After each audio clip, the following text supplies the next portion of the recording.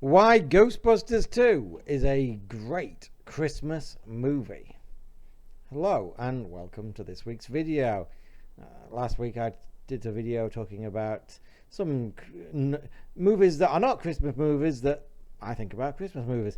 This time I'm talking about a movie that most assuredly is a Christmas movie, or at least a festive period movie for those pedants out there. I'm talking about 1989's Ghostbusters 2, the rather oddly much maligned sequel to the original Ghostbusters for strange reasons. Now, Ghostbusters 2 I didn't see until my mid-teens, although I'm still very nostalgically fond of it, which I guess shows you how old I am. Now, Ghostbusters, I don't know exactly when I saw. It would have been in the mid-80s. I loved it. I still love it. It's one of my absolute favorite movies of all time. Even that's kind of Christmassy. It probably falls into the category of last week's, even though it's not really. But Ghostbusters 2 is set in the festive period. Of course, it's set between Christmas and New Year, but it's still a very Christmassy movie. Now, I didn't see Ghostbusters 2 at the cinema. 1989, I actually started going to the cinema every so often. After many years of not having gone since I was a kid. But I didn't see Ghostbusters 2. I saw Batman, I saw Back to the Future 2, I saw Indiana Jones and the Last Crusade. But Ghostbusters 2 was one of the that just slipped through the cracks. So I didn't get to see it basically till Christmas 1990. I got a birthday present. A birthday present? What the fuck is wrong with me? A Christmas present! A Christmas present. I can't remember whether it was from my parents or my older brother, of a VHS. It was a double pack. It was a double pack of Ghostbusters and Ghostbusters 2. Now, that was the first time I ever owned Ghostbusters, the original. Not the first time I ever saw it, but the first time I ever owned it. And honestly, I was even more excited by Ghostbusters 2 because obviously I had never seen it. And I still remember watching Ghostbusters 2 for the very first time. I don't know whether it was Christmas Day or Boxing Day. And absolutely loving it. And I still love Ghostbusters 2. I still prefer the original, but Ghostbusters 2 is wildly underrated in my opinion. And it's a great Christmas movie.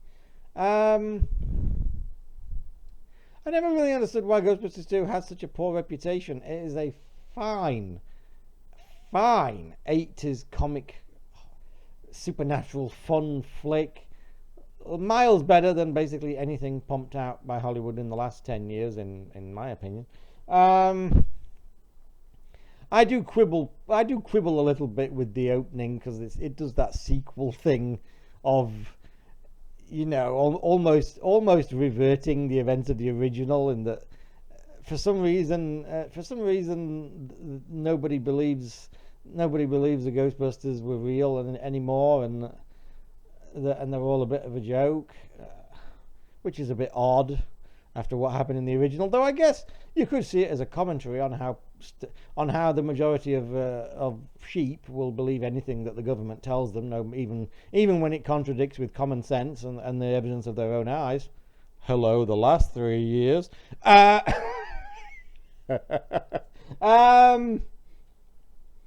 And again, they do the same thing with with Venkman and Dana's relationship, pretty much, in that's back to square one again as well. So I find that slightly irksome, but it hardly spoils the whole movie. It's a lot of fun. I like Venkman as the talk show host. Bill Murray doing his best complete git as usual. And I like the story. I think the story is every bit as interesting as the fundamental story of the first one. I think Gozer is a strong villain, and I love as a big fan of Peter McNichol. I love Peter McNichol in this movie as well. He's so over the top. I mean, I don't know whether I realized for a long time that it was the same guy, because I really liked him in Chicago Hope, and then they killed him off after a year, which was kind of okay. That was part of that show. That was part of that show heading straight downhill once David E. Kelly left. I loved him in Ally McBeal as John Cage, one of my favourite characters of all time, and he was great in that. And I love seeing him in there with that ridiculous, what is it, German accent. He's so over the top. Peter McNichol just makes me laugh. I think all the ooze stuff is fun, and I even like this. I even like the silly ending with the Statue of Liberty. I do think it's a I do think it's an amusing inversion of the ending of the first one, in that it's doing the same thing with this giant thing stampeding on New York City, and yet it's not doing the same thing because obviously the giant Stay Puft Marshmallow Man was a destructive force of evil, and here the Statue of Liberty is the exact opposite. Which is a clever way of doing more or less the same thing and yet flipping it on its head. I find I love the stuff in the sewers. The stuff in the sewers is actually quite atmospheric and quite spooky, especially if you're a kid.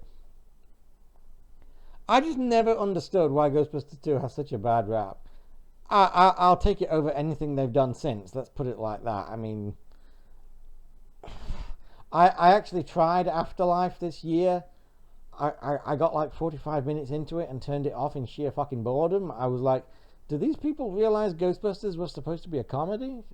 Because I'm sincerely lacking in laughs. My brother was like, it had a lot of heart. I'm like, it's fucking supposed to be a comedy. What?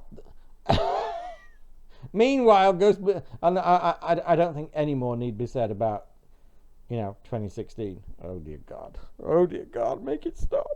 So I just don't understand. It seems to be one of those things that everyone uses as a punching bag, even though the logic behind it doesn't hold up, and the actual thing itself is actually quite good. I don't get that, but then I've never been a fucking sheep. I've always been a contrary bastard, and I'm happy to tell you I am a contrary bastard on this topic as well. I have very fond memories of watching Ghostbusters 2 at Christmas 1990, and it still holds up for me. I still watch it always in the festive period, of course, every few years. I think it's great fun from start to finish, and a truly classic 80s movie, and that's why I think Ghostbusters 2 is a great Christmas movie.